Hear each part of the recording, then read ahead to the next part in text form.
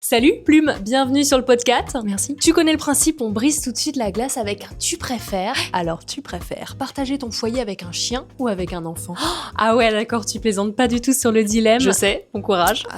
C'est 2 sacs à crottes en vrai. Après l'enfant il est amené à grandir. Ouais, enfin tu prends bien 7 ans de cris et de tirage de queue quand même. Mais non, l'angoisse, il y a vraiment des chats qui subissent ça, tu penses? Tu te souviens de Grisou, le chat du deuxième gauche qui avait un hamac de fenêtre? Ouais. Je vois très bien. Depuis qu'il y a une poussette devant chez lui, On le voit et plus. c'est vrai ça, on le voit plus du tout. Terrible. Ça me fait chier de l'admettre, hein, mais je pense que je préfère le chien du coup. Ah ouais. Non mais attends, J'aurais pas dit. Je m'explique, ça dépend du chien en fait.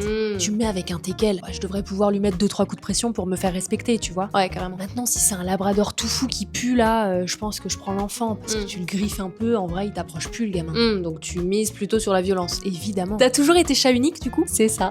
Pigeon. Pardon. Il n'y a pas de mal. Il était très beau. C'est vrai. Il était superbe. Tu vomis où, toi, principalement?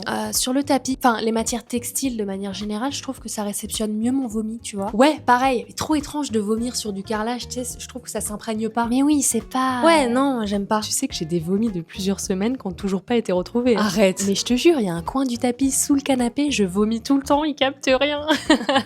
Trop fort. Merci.